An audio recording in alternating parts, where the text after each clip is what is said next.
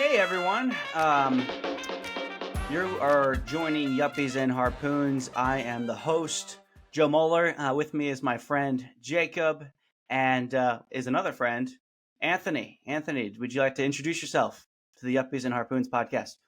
Yeah, it's great to be here. I'm Anthony, and I am absolutely nobody. Absolutely nobody. Well, perfect. That's all we can afford really to bring onto the podcast at this point. So, I bring no expertise really to the discussion, but I'm looking forward to participating. Yeah. Well, that's why I always try to be faithful to attending the Concord homeless community luncheons, where I can find really, really inspiring people to bring on the pod. And I appreciate that. It's nice and warm in here. And we really only want to have fun on this podcast, and that's really what it's all about. So participate. Oftentimes, homeless people are the best people to have fun with. Yeah. I'm not even guaranteeing fun. You're just here to exist, and we'll take what we can get. It's less than that. I have no business being here, but I'm looking forward to the conversation. So let's get at it. Me too. I tell you what. Well, today we're going to be talking about this fun question of whether the current GOP is a left of center party, and I think this is a fascinating conversation because one, there's a little bit of history that we'll have to go through at some point, but two, there's also some political philosophy we'll have to enter in. But then after we get through those those more boring subjects, we'll be able to dive into like a lot of where the current GOP is compared to where it was maybe say 20 years ago, or in Anthony's case, maybe 150 years ago. So with that, I was just going to kind of do a brief political breakdown of what like the paradigm, the political atmosphere is in the U.S. and how what we mean when we say right or left. What's that, Anthony? You guys did an earlier podcast on this, right? That I think was very well received. We did. We've brushed on this slightly, but really hoping to dive into more of the nitty gritty of what this looks like too. Yes, and I think what we did last time was it was much more substantive in respect to like what it means to be left and right. This is going to be I just kind of want to go through a very surface level recap of like what it means to be left and right, because I think a lot of people have questions like when they hear so and so is left wing or right wing, they're like, well, what does that even mean? And in the United States, I think historically, in the United States, one thing real quick here too. I think to add on to that, left and right, but you also have conservative and liberal. Does that mean if you're conservative, you're also right? If you're liberal, that's also left, which is not always the case too. But go ahead, Joe. Yeah. So. What I was going to say was that the American political access, I think the thing that's most unique about it is, unlike in Europe and around the world, we have defined what right wing to be affiliated with this anarchical element of government, this view of a limited role of government. And the further and further to the right that you get, the more and more, the less and less government that you have. Whereas on the left, you have the ultimate extreme being totalitarianism. And the super oppressive state that's involved in every facet of the economy, every facet of the individual's life. And so that's been something that's really defined the American political pendulum, if you will, or spectrum. Do you think that people on the left would agree with that paradigm, or is that just kind of your perspective on it? Anarchy versus totalitarianism. Well, I think it depends. It would be, not to use a law school term, but you'd have to look at the totality of each party. I mean, and I would say that maybe a little bit more charitable way to put it is. I would say, to put it maybe more charitably, the American left has been more favorable to government action, right? And the right less so, towards the libertarian.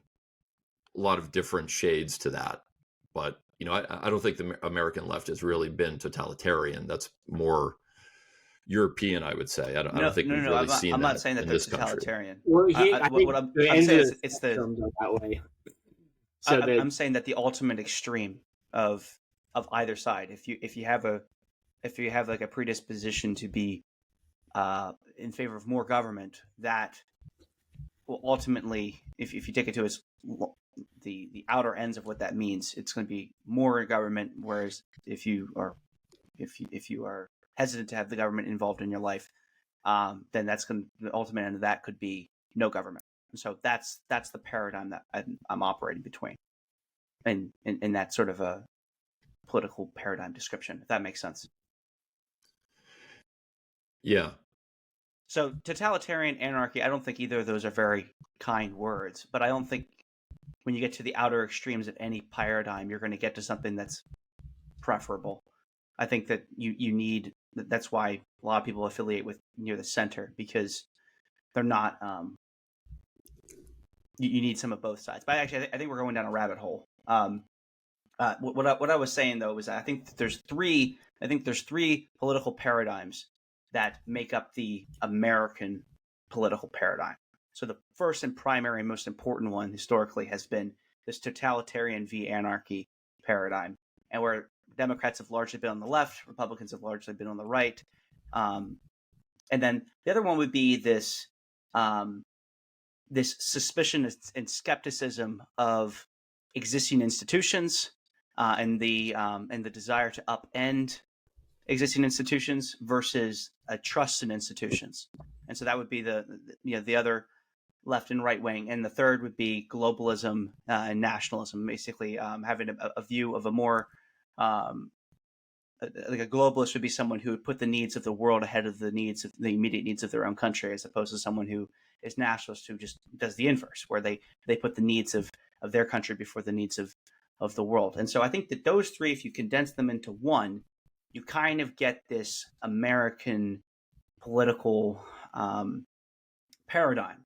And where I think what's interesting is that throughout American history, we have never had a time where the Republicans were always on the right on all three of those paradigms, and the Democrats were always on the left on all three of those paradigms. In fact, you could have it be the opposite, where the Republican Party or the Democrat Party may have been on the right or the left, or the opposite of what they currently are, on 2 out of 3 of those paradigms. And so it's I think it's an interesting thing to analyze over time and try to figure out where current parties are with respect to history, and kind of being able to be used as like a hermeneutic to interpret like where we are politically in our current situation.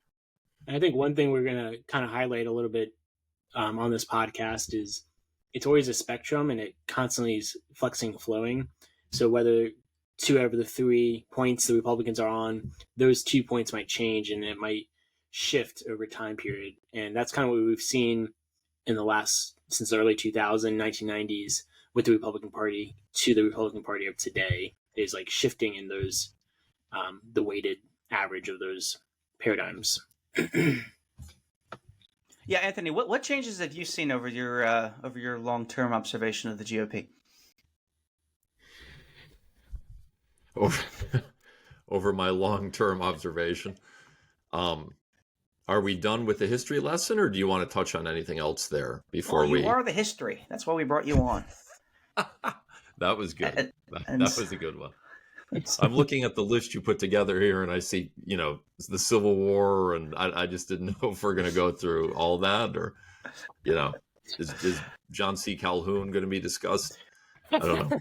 Well, I know that you have a portrait of him in your living room, but no, that's not true. Matter of fact, I've got the opposite back there. You can see it. So I think where I would probably start the discussion, and we could pivot back to some of this historical stuff, is really right now, right, with what we would consider to be left and right, say in this generation, maybe the last generation, which would encompass you guys and me. Where does the GOP fall? Is it a left of center party? Is it a right of center party? And I think in my lifetime, or would say the 20 years of my, adult life, 25 years, to me, it has been remarkable to see the GOP really on a lot of issues come full circle or begin to come full circle and really resemble the mainstream or kind of farther left Democratic Party of the post 9/11 era. I see a lot of similarities between today's GOP and that Democratic Party that followed the the attacks at the World Trade Center. So, I don't know how far you want to dig into that, or if you want to, if there's a particular lens you want to discuss it through. But that to me is what's really interesting. And on top of that, I think we should talk about this. Republicans don't see it by and large, right? I think this transformation has taken place, and Republicans still think of themselves as conservative. Now, of course, they don't think of themselves as Mitt Romney. I mean, Paul Ryan, those people are now, no good. But if you ask Republican on the street, I mean, he would still see himself as conservative, and he certainly would not at all, I think, identify with, say, the Howard Dean left. But yet I see a lot of similarities there, and that's really what I think is really interesting and consequential. Yeah, like I think we had a list of all of the major policy developments that have happened, and one thing that was interesting about the Trump era was that he never updated the GOP platform, and if you think about it, there's a lot of issues that I think are traditional Republican issues that it is not clear anymore where the party stands holistically. Mm-hmm. Like, if you go on the platform and you might read something about the adherence to free trade, it's like I think the most relevant of. Go ahead. So we'll go. Sorry, if you want to finish that point, but the most relevant no, go ahead. Example of this is McCarthy today being ousted as the House Majority Leader over seemingly unclear reasons.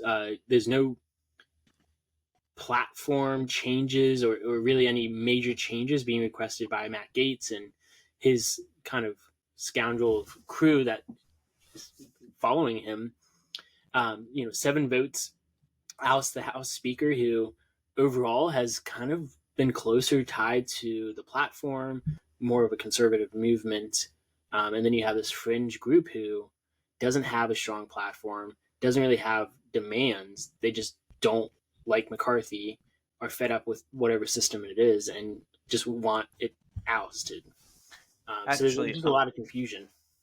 I'm really glad that you brought that up, because I think that in order to kind of unpack what Anthony's talking about is, we have the first time ever a sitting Speaker of the House is recalled, and now the chair is empty, and it's pretty interesting, because I think one observation you can make about this is that this is the chaos that has been left over in the temporarily post-Trump era of the GOP. Like, we don't know what's going to happen with him and whether he'll be president again. But right now, I think you're seeing just how chaotic and how much of a mess the GOP is in right now, where they can't even govern because nobody knows why they're doing what they're doing. That is excellent. And to tie it back to our topic of the day, I think what we're seeing in the GOP is a really revolutionary impulse, an impulse to tear down institutions and establishment figures, right? For no real ideological reason other than that they are establishment figures, that they are more traditional models of leadership in the party. Mm-hmm. And again, I mean, I think in the 20th century, that is a very left of center impulse. That is and I mean, historically, if we really want to talk about history, right, being anti-institutional like that and challenging, tradition, so to speak, I mean, that's a left of center mindset. And I think that has gotten, it doesn't end there. There's a lot of, I think, left of center policies, and we probably should run through them to talk about this. But that's a big deal, that so if you think about what conservatism is, right? If you go back, talk about Edmund Burke, the foundations of conservatism. It's the very opposite of being revolutionary. Now, populism, right-wing populism, has been revolutionary. So there is that element on the right. Well, I think what's interesting about the Gates situation, though, Anthony, is that we do not have there is no ideological reason, and so part of the reason we shouldn't get to the political or the changing in positions of the GOP is that Gates hasn't, well, the reasons that actually Gates has said that he's going after McCarthy is because he's tired of having $2 trillion deficits, which isn't even true. But, he's angling it from kind of a traditional conservative starting point. But it isn't clear what the end goal is. It honestly just seems to be pure nihilism. It doesn't seem to be any sort of ideological conviction. I mean, voting down the initial bill that that McCarthy and the House GOP tried to pass, where I think they cut government spending by 8% over a number of years, that was voted down, and so he had no other recourse other than to kind of deal with the Democrats. I do find it interesting that you would say that, because from my perspective, Gates's actions are totally in line with much of what we've seen in recent years. They are predictable. And again, they go back to this desire.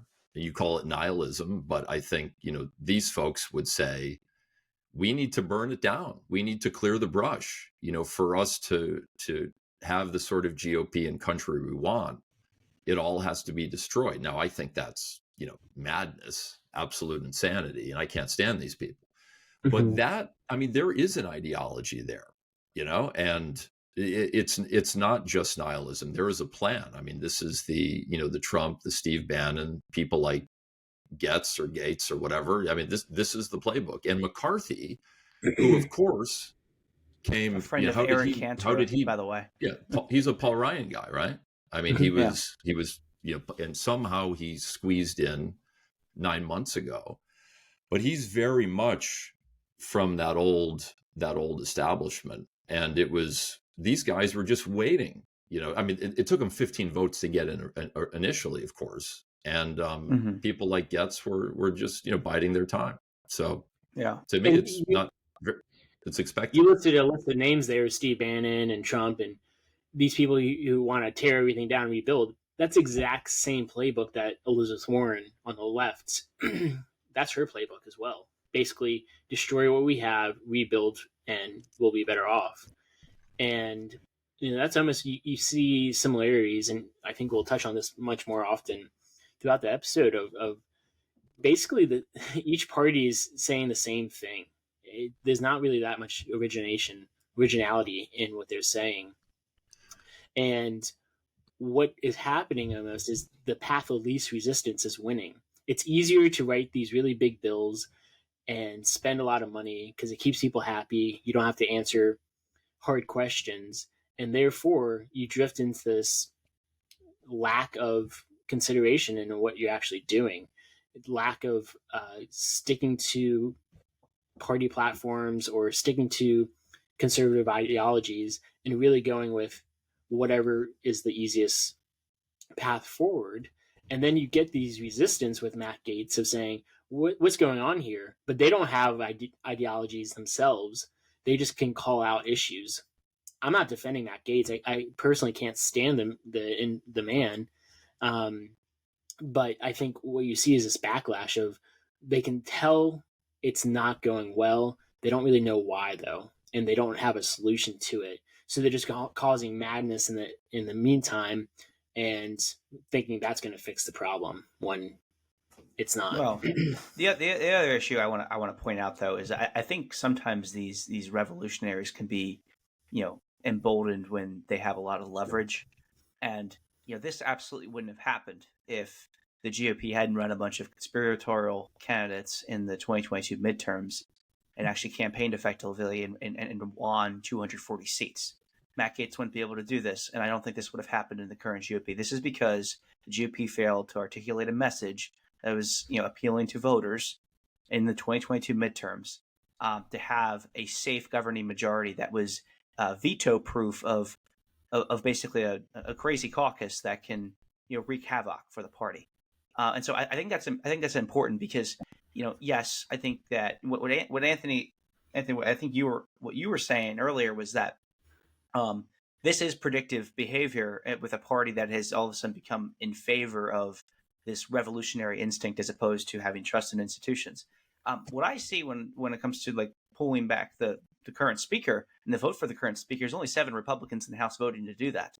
I saw, I think, 210 Republicans voting for McCarthy and for the Paul Ryan and for the descendant, the good friend of Eric Cantor. And so like there still is some, I think that there is a institutional element that is larger probably, or I should say the part of the GOP that is revolutionary is being emboldened and seems to have a bigger grip on the party than what I think it does right now in the House because of the poor performance in the 2022 midterms.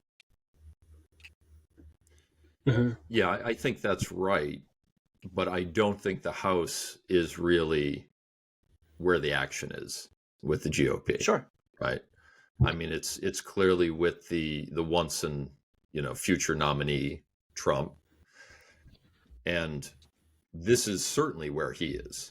Getz is one of his closest allies. And, of course, at one point Kevin was, his Kevin. That didn't last too long, which is kind of a normal Trump playbook as well, right? People are expendable, friends are expendable, that sort of thing. But if you look at how Trump is campaigning, so I very much agree with you that there is still an institutional element, but it is quickly eroding. And I think if Trump wins and if his cadre wins in 2024, it could really be the end of that institutional element. It'll become a rump in the, in as far as GOP influence. Sure. So, yeah, it's been fascinating to see, Paul Ryan, the nominee for vice president, essentially kicked to the curb, driven out, right? Mitt Romney, the nominee in 2012, of course, he's, exiting. I mean, McCain died in office, but he was certainly out of favor, by the time of his death. Now, sure. McCarthy, again, a vestige of that period. He's gone. I mean, there is a pattern here, and these institutional figures are, and I'm sure, who we're going to get? We're going to get a no-name, right? We're definitely not going to get a well-established institutional figure as the next speaker. I mean, it may not be as bad as Getz, as far right as he is, or as populist as he is. Well, but and I think we should clarify alt-right, not right, but alt-right. Kind of looping in, alt-right is this harder to pin down ideology that Matt Gaetz is in.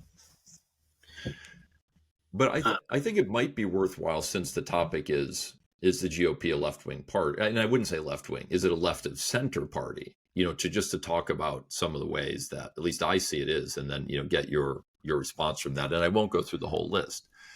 But I think, we see Trump campaigning on a lot of issues as a centrist, right? He's coming out now, suggesting there'll be some sort of compromise on abortion, maybe around the 15-week mark. Impossible for a Republican to get the nomination with that position prior to this year. Absolutely impossible. That's a huge shift, right? In the period I was talking about. See, maybe I'm just remembering wrong, but I thought that the mainstream position back prior to the Trump era was to pass a national 20-week abortion ban, and that was advocated by Lindsey Graham and a lot of establishment figures. My understanding is that the 15-week is actually even more conservative, and that these, I think that Chris Christie and George Pataki and a lot of the more establishment figures from the mid 2000s and early 2010s would have been very hesitant to. I think you're wrong. I mean, I think Lindsey Graham has proposed some sort of moderate ban after the Dobbs decision. But prior to that, the only candidate that I can remember that polled fairly well for a while that was pro-choice was Rudy Giuliani, briefly, in I believe it was 2004-8. And Romney, you'll recall, was pro-choice. Yeah. And he had to do a complete 180 and, genuflect and do a lot of work with the pro-life movement. And McCain had to do the same thing because he was viewed skeptically. So I think this will be look, if you support a national 15-week abortion ban, you are pro-choice. I mean, there's no other way around it. That's not a pro-life position. Now, yeah, I mean, it's a moderate position, it's a compromise position, fine. But Trump will be are you saying that prior to 2016, what was the GOP position like on a presidential campaign about a national abortion ban? What are you saying that they were actually petitioning for 10-week abortion bans, or? I don't know if I don't agree with that. I don't know if the question was ever asked that way, because it was more like, should Roe be overturned, right? And right. Generally, I mean, the answer was always yes to that. But every single one of them, that's from a governmental standpoint too. Roe being overturned, bringing abortion back to the states, less about abortion, more about federal versus state rights too. I would have to disagree. I mean, I think they've all been staunchly pro-life. Now, maybe exceptions for rape or incest, but I think Trump will be the first Republican who is pro-choice since before Ronald Reagan. Nixon might have. I think Nixon was. So you think that Donald Trump, the guy who appointed the 3 justices to overturn Roe, should be regarded as a pro-choice president?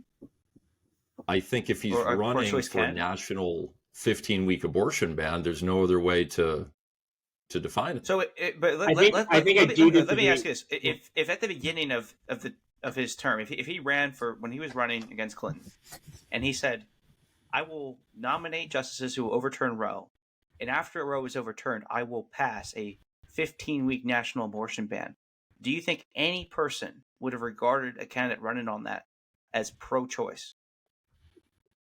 Yes. I completely disagree. Yeah.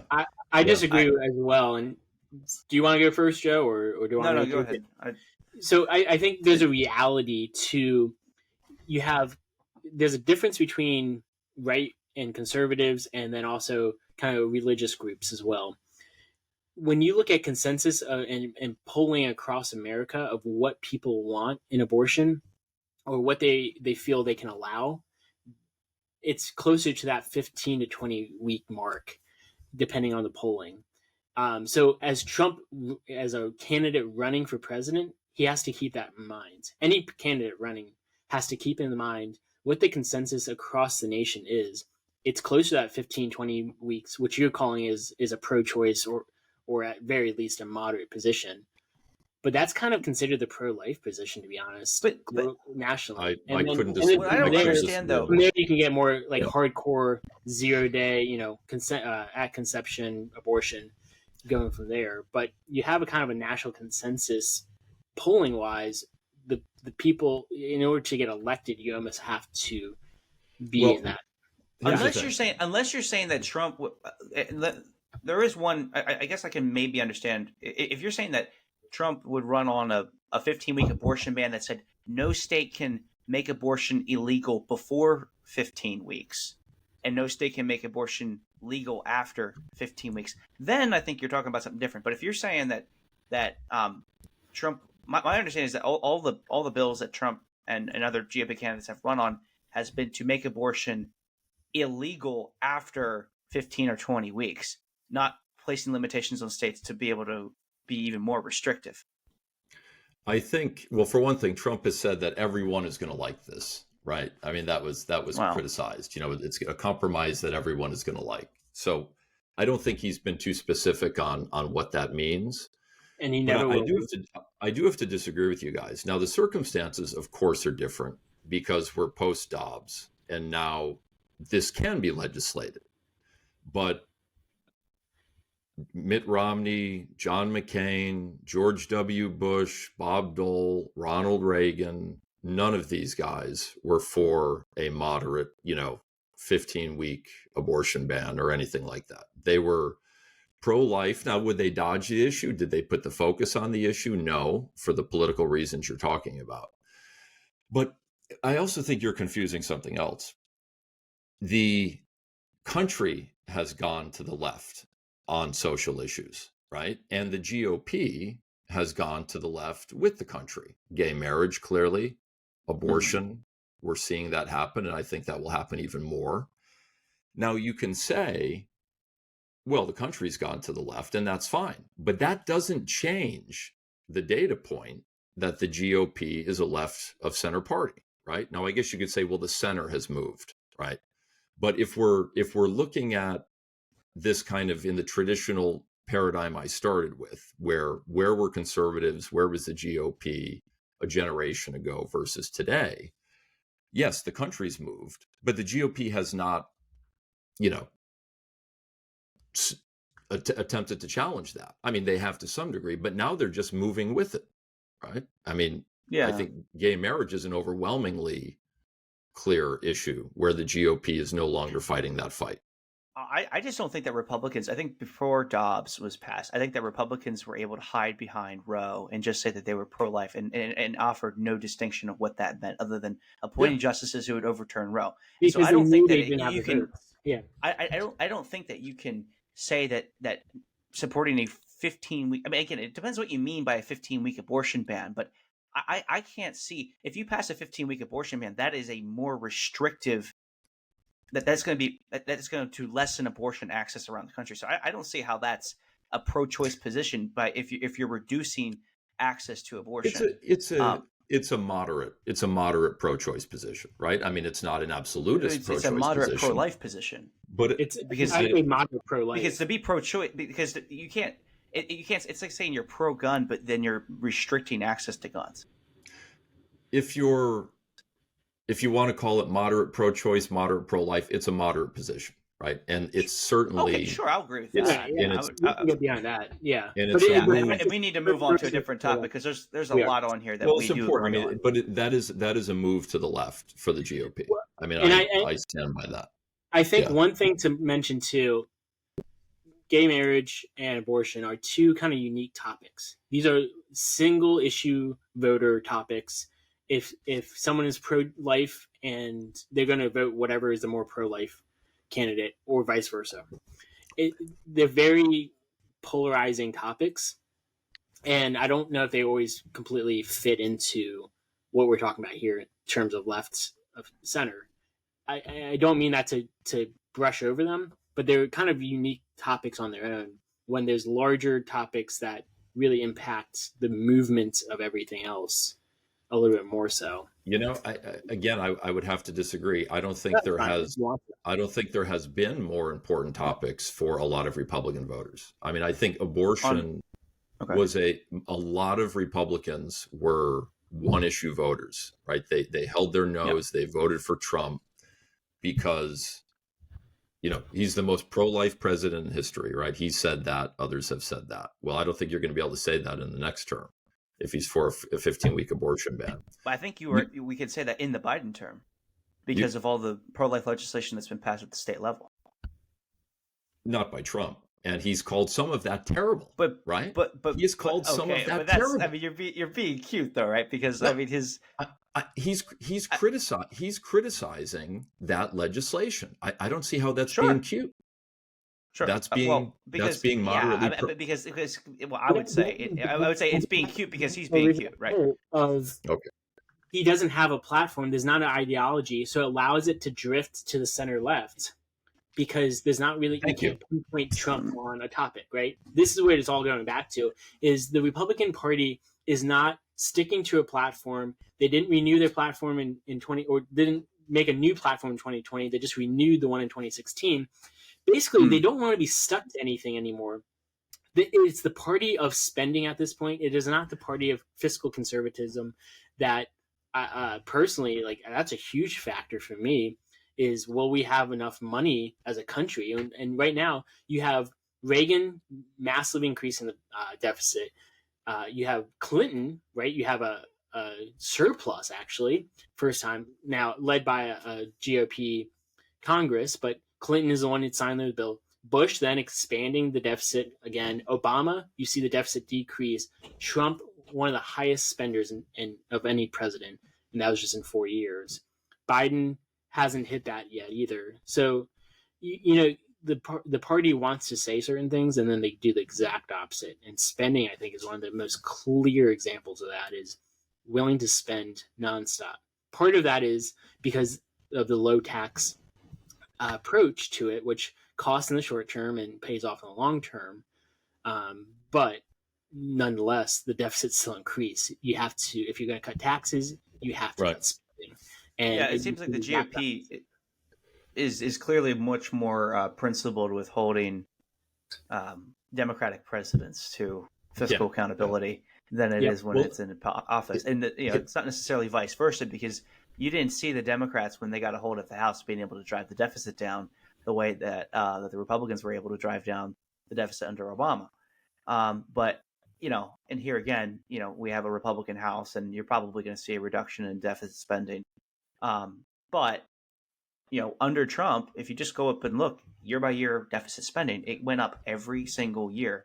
3 years prior to COVID, it was beginning to increase after all the years of the GOP controlling the House and decreasing deficit spending and during the Obama administration. They just completely retracted on all the progress that they made. And so, I do think that deficit spending is a huge one. And combine that with Social Security. I kind of want to go into entitlements here, where the I would say the strongest tool that you have, obviously, is Social Security and Medicaid and Medicare spending. That's what's driving up our deficits the most. And so for years, the GOP was calling for cuts. That's one of the things that Paul Ryan had designed. It's one of the things that I think. No, I don't think Mitch McConnell called for it. I could be wrong about that. Mike Pence did when he was in. Yeah, Mike Pence and Nikki Haley. Let me give you a little bit of context, because George W. Bush ran for re-election on privatizing Social Security. Right. Now, it went absolutely nowhere, but he somehow won re-election with that as part of his platform, privatizing Social Security. John McCain, in 2008, his healthcare plan was radically conservative. Right? It was basically getting not just the government, but getting employers out of the healthcare business, and essentially FDR's everyone reforms, buying it, in a type of exchange, which I think was a wonderful plan that, of course, went nowhere. So look at today, right? Trump announced, and it's fascinating because he set the tone for the entire primary. He told us at the very beginning, Social Security and Medicare are off the table. We're not touching them. I mean, that is, because it goes to all the issues we're talking about on the economic side. That is an incredible shift to the left by the GOP. I mean, No, I totally agree with you. When you see that we're almost spending over a trillion, maybe not quite a trillion. I don't have the exact figures, but almost $1 trillion in interest on an annual basis, and to say that we're not going to try to reduce the two leading causes of our deficit. I mean, not to mention, we are most indebted to Social Security as a country, not to China, right? Like, we borrow from Social Security. The bank account that Social Security has built up is where we borrow most of our money from. And so it all feeds into itself. And the fact that Social Security is off the table for reform, sitting here today, if we keep that up, that it's off the table to reform, I'm never going to see Social Security and never see the benefits of that, although I'm paying into the system. And so the fact that that's off the table, it just says that there's no backbone in the party either to have these hard conversations. It's not going to win votes by having reform in Social Security, but it's the right thing to do. And by reforming it, we can make it into a sustainable system rather than the failing system it is today. But the Republican Party doesn't want to have that conservative mindset. One question I wanted to throw out to you guys. Go ahead. One question I wanted to throw out to you guys was, I want to transition over to free trade and foreign aid. Mm-hmm. And before we get into it, I kind of want to pose this. Can a position be proven to be a bad position due to changing circumstances, and a party or the political axis, the change in where a party sits on the right-wing axis, or maybe the right-wing axis itself, if that shifts, it is the party no longer affiliated with that wing? Does that make sense? I think it can shift and be justified. And the example I'm going to give is Nixon in China versus Trump in China. Nixon goes in, opens up China. We produce free trade. Since that time period, it has dramatically shifted in how that relationship is taking place. And so you see Trump come in with the war on China, putting in tariffs, kind of reversing what Nixon did. But I think they're actually not opposite ideologies there, and the approach on China. China was not a threat with Nixon. There's a lot to benefit from it. And then by the time we get to Trump, China is a threat, stealing intellectual property, using unfair labor practices, you name it. And Trump is trying to kind of rein that in a little bit. Not to mention, there's the populist side of things, but what I wanted to ask, and I'll throw it at Anthony because I want to get Anthony here on this one too. And I don't, because I don't know anything about it, so I need you guys both to talk. So if it's shown, if you can just throw it out there, that it's shown that the position on free trade with China, if you have free trade with China, that's just a bad policy move. Are all, to be right wing, to be on free trade, are you therefore committed to a bad position and there's nothing you can do about it? Or can the axis itself change so that being right wing on free trade or being right wing on trade no longer embodies a bad policy position? Well, I would say a couple of things. Number one, of course, consensus can change. Slavery, Jim Crow, right? I mean, there are plenty of positions nobody holds anymore, and that doesn't mean no one wants to be right wing on slavery. No longer on the right or no longer on the left. I mean, I don't think free trade is such a position, though. Donald Trump, if you and it is fascinating to hear him on talk shows and things like that in the 80s and the 90s, because what is he talking about? There's one issue he talks about consistently throughout his life, and that is free trade and protectionism. Now, the villain has shifted, right? For decades, it was Japan. Then it became China, of course. And I'm not saying, globalization hasn't had its losers, and that's something for another podcast, and I wish you two luck on that, in your future endeavors. But I think, again, to look at recent history, right, where the party of protectionism was the left and really the far left, because there was a liberal consensus in the center for free trade. Obama was a free trader, John Kerry. But if you look, deeper, people like Howard Dean, Dennis Kucinich, he wasn't mainstream, but protectionism was alive and well on the far left. Yeah. And now, again, 15 years later, it is really, it's mostly an issue of the right. Joe Biden, now he has been protectionist in certain ways. Certainly interventions on various issues, microchips, but I would still trust the vestiges of the new Democrats like Biden on free trade, more so than the GOP. I think they have swapped. And again, the GOP is more reflective of the far left, 20, 25 years ago. I think that there are some areas with trade where the GOP certainly has shifted left. And you listen to someone like Bernie Sanders talk about their positions on trade. and then Donald Trump, and you're like, oh, I understand why 40% of Sanders supporters voted for Trump against Clinton. Like, that makes sense. I'm sorry, 40% of Sanders voters in West Virginia. I'm not sure if I clarified that. Yeah, right, exactly. Yeah, not 40% of. I think 40% of Sanders voters stayed home. But I'm trying to remember where I was going with that. I think it was. Where were you going, Joe? Did you want to talk about? One example of this is the Trans-Pacific Partnership under Obama. So this is something leaping in. I think it's 12 nations, kind of in the Asia region. I think a couple South American countries come in. This is a very open borders, free trade under Obama. It never gets ratified, in part because Democrats and Republicans oppose it. And then Trump, by the time Trump comes in, he completely eliminates that as an option.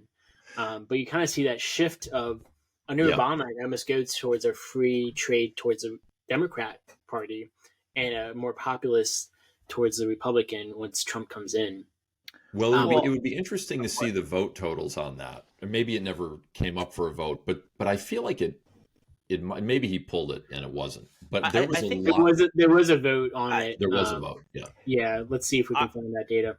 There was a lot of Democratic opposition to that. That was really Obama's own party pulling the rug out from under it.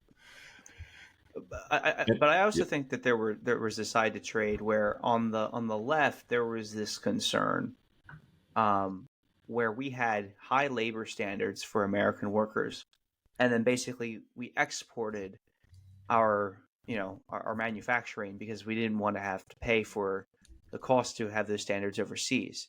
And I think there were a lot of people on the left who saw that and objected to it, because it was morally inconsistent. And areas, I think, where the GOP began to mirror that may have been in areas like with energy, for instance. Like, why are we not drilling our own oil, and instead we're hyper regulating, or we cut off the pipelines, the Keystone pipeline. We don't want to drill in Alaska and ruin the national parks, but we'll blow up and create oil fields out in Saudi Arabia. That, I feel, was part of, has been kind of the slow buildup of frustration on the right, where there were issues and concerns on the right where we were holding ourselves to a higher standard for what we did here in the U.S., but then we're exporting those externalities to other countries where if we just got rid of the political correctness, we could benefit from it here. That's really always been the case. The theory has always been, let's be as free as we can. The other side might be somewhat less free, but we're still going to benefit. And I don't really want to debate the merits of that, because that's a whole other discussion. And again, to be clear, I'm not saying that the GOP, now being a left of center party on a lot of main issues, is wrong, right? I mean, I think on some of these things, we should preserve Social Security and Medicare. We should not privatize Social Security, in my opinion. Right, Jacob, you as a banker might feel differently, but I don't feel differently. Yeah. No, I don't. So I'm not saying that this is really not a judgmental discussion overall. I just think it's interesting that we don't have a conservative party. We don't have a true right of center party in America anymore. Right, and we're drifting towards more of a political consensus like you would find in Western Europe, where there's, fairly socially liberal, protectionist, but entitlements, and basically we just fight over immigration. So what about protectionism and isolationism do you think is left wing? Yeah, let's talk about that. I mean, again, and to go back to what I said at the beginning, if we look over history, you can find people on both sides. You can find the parties on both sides of these issues at different times. I'm not denying that. I'm saying, though, in recent years, in our lifetimes, these issues have been issues of the left, and now the GOP is swinging back over that line. I just don't find it all that helpful to talk about the 1890s, here. As an academic point, I understand what you're saying, but more interestingly, and I think consequentially for us, it's what has happened over the last generation. Can I share I'm going to share my screen here of the rankings from the Heritage Foundation. So this is super conservative group. The Heritage Foundation is more of a conservative think tank.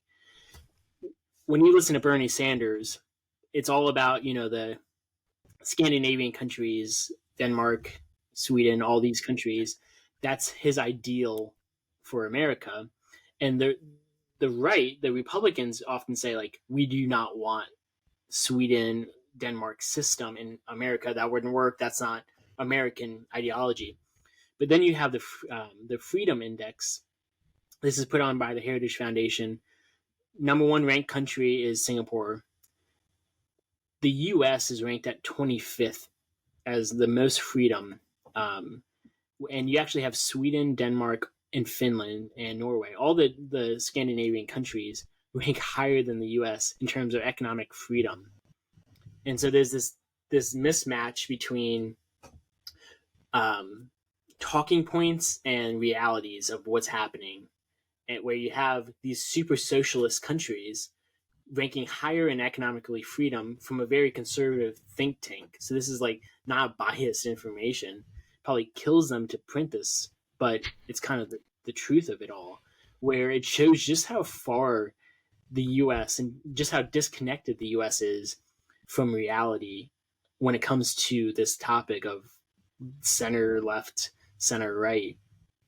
The US is more center left, less free than these Scandinavian countries. Which also, when you look at the amount that we spend, one of the things I've become increasingly alarmed with is when you add up not just how much the federal government spends, but then when you add up how much the state and then how much your municipality spends, you're talking about 40% of your dollar being spent every single year.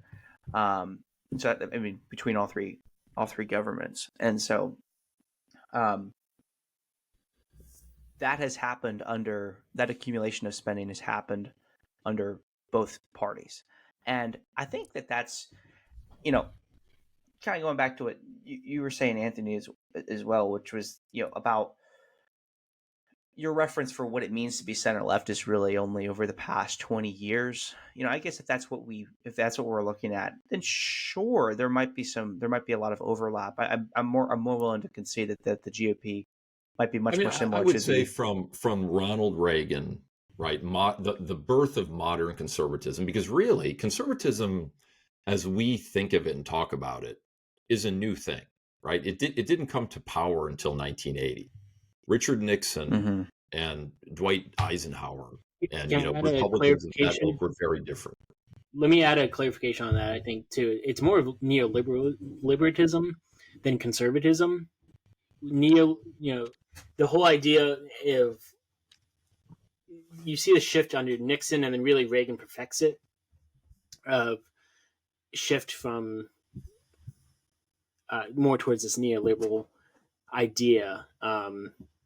And then now we kind of see a shift towards populist, kind of the opposite of that within this conservative framework. I think there is important difference there.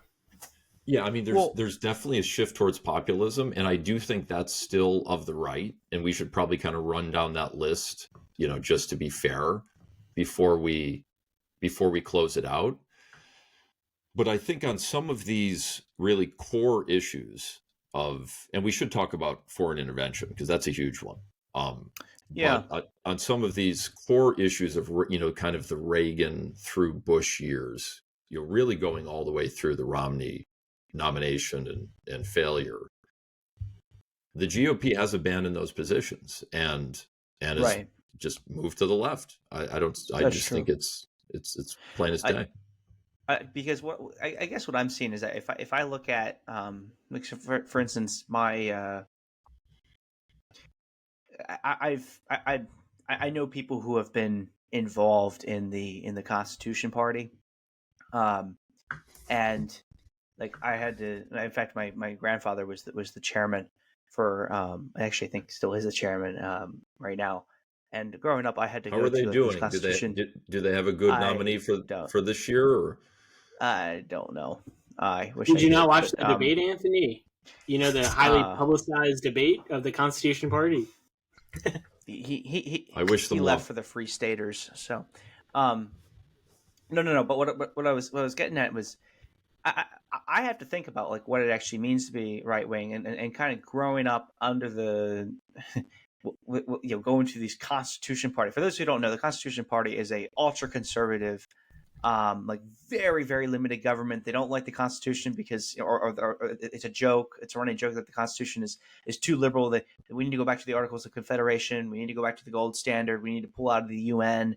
And so like there's a lot of positions that you'd associate, but when you hear about the Constitution Party, you're like, oh, this is a conservative, this is a real conservative party, and yet today we're talking about how the GOP has become a center left party, and we point to them pulling back from being this pro-interventionist, neoliberal order that kind of has started under well, I mean, maybe even under Eisenhower, this belief in basically this like evangelism of democracy around the world. That in the conservative circle I grew up in, going all around the country, going to these committee events, I never heard that. They hate the people in the Constitution Party hated that. They wanted nothing. They wanted to pull funding from Israel. They wanted to pull funding from everybody. No foreign aid, none, zero. Stop getting involved in foreign wars. But and so it's just not clear to me that it's a center left position now. Maybe in comparison to the Democratic Party in the early 2000s, but it's not clear to me that being an isolationist is somehow a liberal instinct. I don't think it is, and that's why I went through those three paradigms at the very beginning of the podcast, where I talked about you have the traditional anarchy totalitarian one, but then there's also this global and nationalistic paradigm where I think that the prior GOP, the GOP that you grew up being familiar with, Anthony, it was a left-wing party for many many years when it came to promoting democracy around the world, spreading the good news of American liberalism, and it was the neoliberal versus populist division comes within the right wing.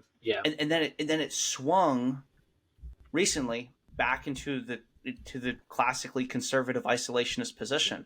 Okay, a couple thoughts here. Number one, I mean, as far as the Constitution Party, who really cares? And I just mean that to say, there are small, very diverse parties all over the place, and clearly they were not of the GOP.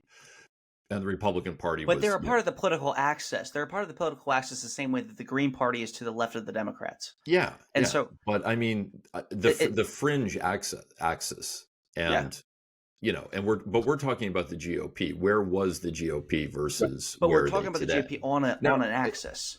I think I don't see them on the same axis, frankly. And they're not relevant in the sense the GOP is relevant. They don't have the coffer. They don't have the support, the name recognition.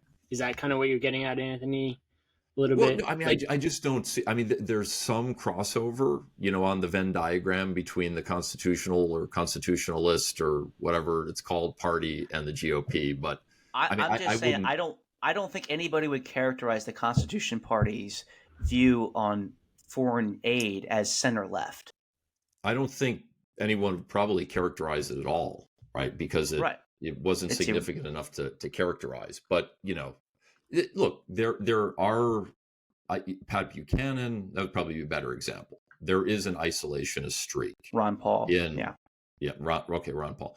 But here's the thing, and we're throwing around the term neoliberal, and yes, I mean the Iraq War and various other, I think, exercises, were neoliberal in origin, but I do not think Reaganism was necessarily neoliberal, right? Our position vis-a-vis the Soviet Union was neoliberal. I mean, that was existential. That was great power politics.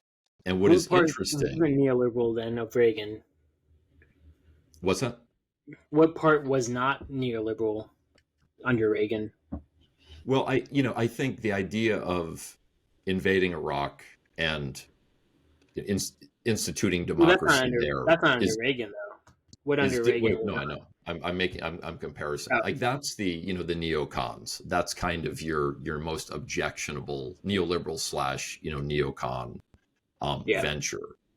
But I think defeating the Soviet Union, I mean that you can call it neoliberal, but I think it was viewed as an existential, battle between great powers. And what's interesting about the GOP today is not just that they're not neoconservative. Like, I mean, to me, that idea that this is all just, oh, we don't want to spread democracy, around the world. I mean, that's not even talked about. That's not what Trump's talking about. He doesn't even want to play, great power politics. He doesn't see Russia as a strategic threat. I don't know. But clearly the war in Ukraine is a war between the West and Russia, one that the West should want to win just strategically. Forget about neoliberalism. It's much bigger than that. The West should want to hold NATO together because it's powerful, right? Because again, great power politics, not because of, neoliberal aims, but yet Trump could take or leave NATO and maybe will leave it if he's reelected. Certainly isn't interested in defeating Russia in Ukraine. And to me, that goes far deeper than just like a rejection of what happened in Iraq and, the kind of that spreading of democracy. I agree with you. That's out of favor. I mean, everybody agrees with that. But I would say it's a repudiation of Reagan's foreign policy, which is, peace through strength, strong international alliances, challenging our great power adversaries abroad. We're not. So what you're getting at, but like you would also say, like someone might counter what you're saying by pointing to, well, the way that we defeated the Soviet Union was through our investment in our military, and the way that we need to defeat China is through crippling them with sanctions and tariffs. But that's not the only thing that we need to do with China in order to defeat them. We need to compete with them with foreign investment in Africa and compete in providing loans. But that's a very neoliberal mindset there. Right. And the thing is that so that's what distinguishes like Trump's tariffs against China as not being neoconservative or neoliberal. They are strictly a populist isolationist tool that he's used.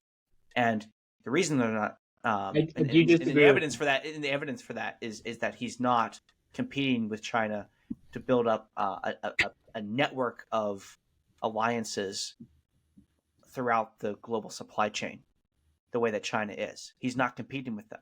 He's not advocating that we compete with them. Is that accurate?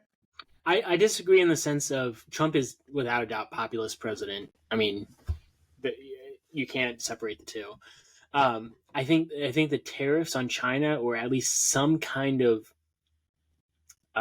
controls on China, are critical in a neoliberal or populist movement. Both were necessary. I think if he was more neoliberal, he would do more foreign investment, where you have the Belt and Roads Initiative in China. He would kind of match that. I would say if he was more neoliberal and not populist. But overall, he is a populist president. Yeah. I mean, I don't really see the tariffs on China as at all an effective tool. I think it was really just kind of window dressing to say you put some tariffs on China. I mean, they countered us with tariffs, of course, and not much has come of it.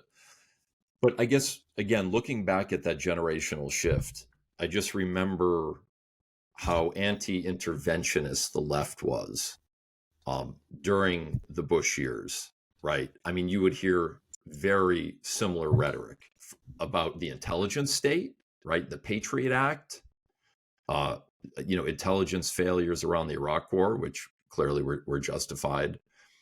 and about, just foreign intervention. And a lot of that is echoed in today's GOP. Right now, of course, it's for selfish aims. I mean, Trump has personal reasons to hate the intelligence community, but still, the intelligence community is a big target. That institution, talk of endless wars and all that sort of stuff. That's pulled right out of the Howard Dean left playbook from circa 2003-4. Right. I think another area that we might want to talk on. I'm not sure how much longer you guys want to go. This conversation is pretty good. So, just let me know if you guys want to cut it short. But another 5 would 7 be minutes.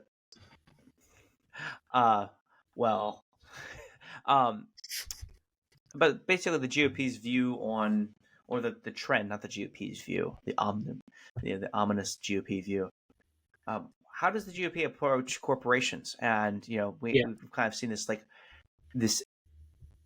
what I would characterize as woke capitalism, this pro woke capitalism, like the John Ossoff wing of the Democrat Party, where you've had a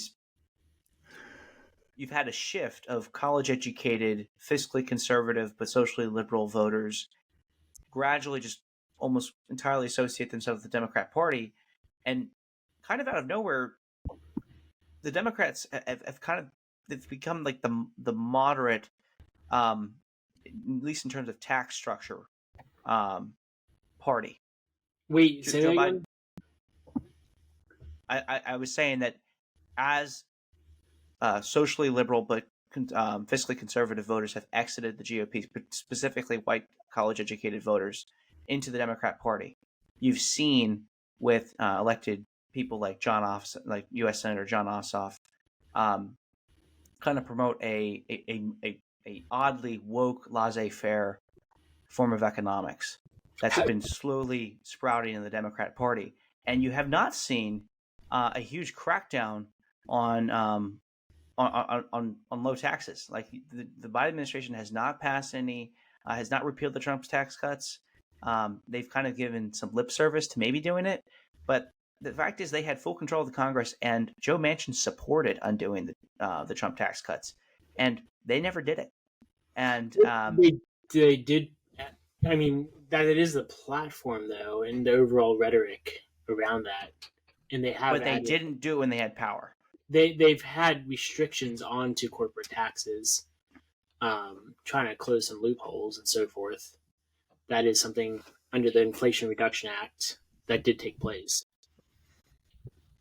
Yeah, but what I'm getting at is a broader. So I'm kind of going down a little bit of a rabbit hole there. Okay. So what I'm saying is that the Democrat Party has seemed to at least take its foot off the gas when it comes to racking up taxes the way that it did in the past, compared to a GOP that has become increasingly more skeptical of unregulated, untethered corporations. And I think that's an interesting political phenomenon. And if you guys want to unpack that briefly, we certainly can.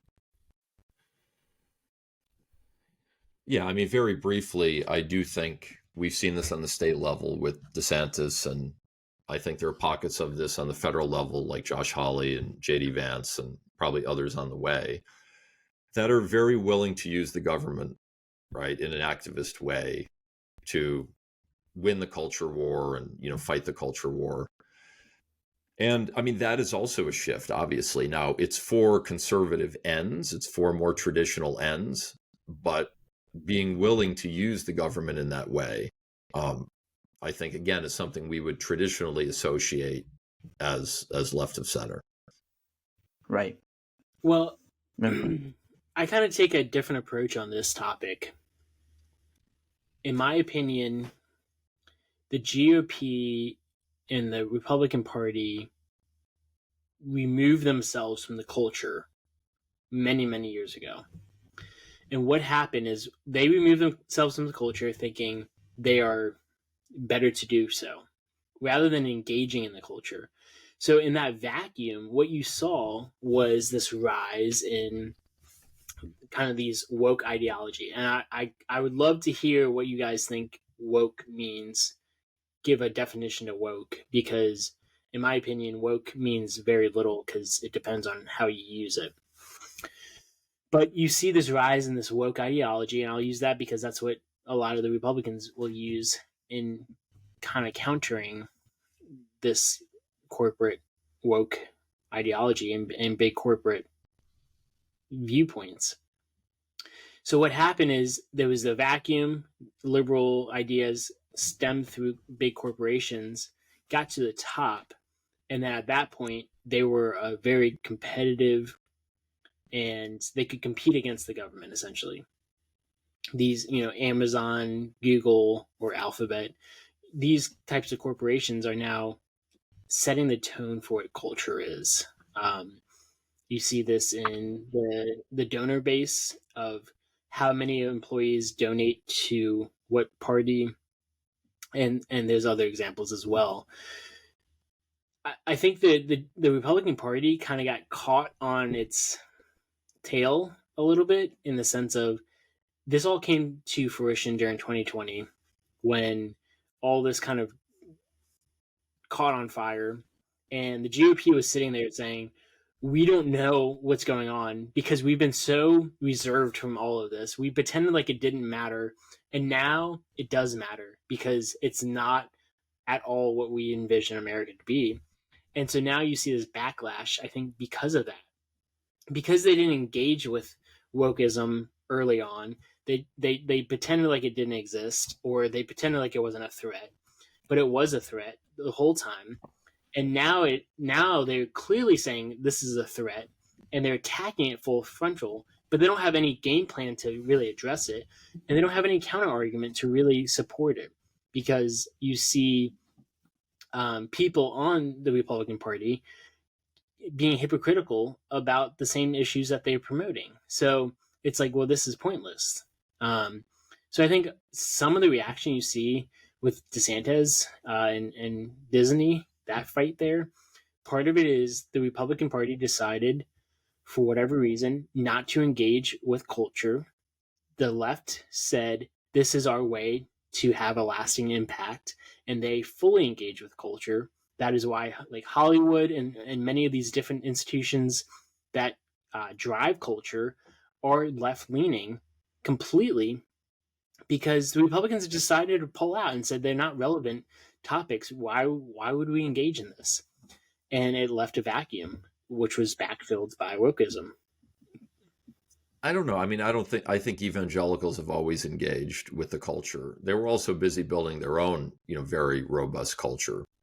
I mean, I think, and this is such a big issue, right? To get into it now would take us probably into a second hour, and I know we don't want to do that.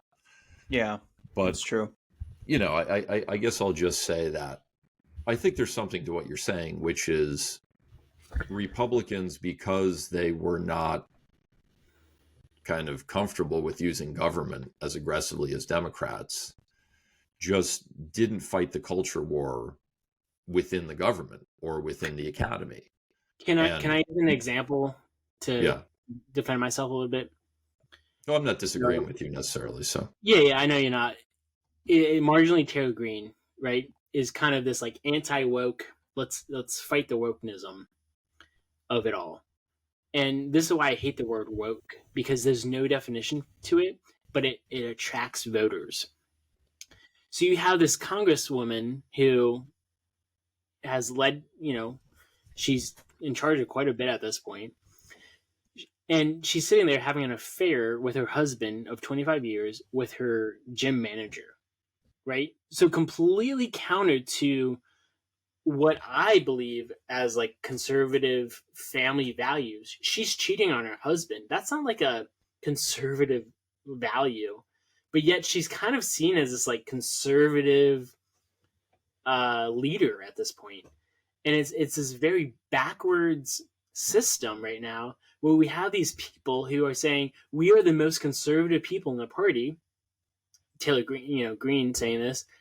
Meanwhile, completely living values that contradict the very things that they are swearing to support. Yeah, it's a bit ironic that the moment that the GOP decided, oh, hey, we're going to use the power or the whims of government to crack down on enforcing our morality on the public, that the most despicable figures in the GOP appeared and started being the people who would enact that.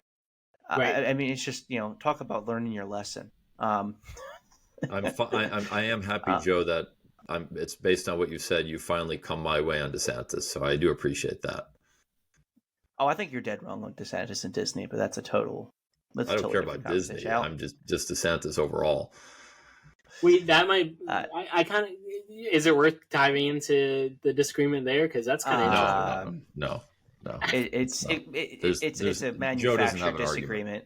He's among it's the a manufactured. So. Well, it's because Anthony knows that there is no disagreement because he'd vote the same way I would if DeSantis was at 35 and Trump was at 36 in New Hampshire. So he can pack that up and put it in a suitcase and send it to China. Was there a new poll has out a lot of business. that I missed? What's that? I'm gonna take the side of you on this one. Yeah. Well. Maybe to wrap it up, one more issue that I think is, this may actually be a little cute, but maybe not. I think one of the hallmarks of the GOP during the Trump years was finally to find and embrace its own brand of identity politics.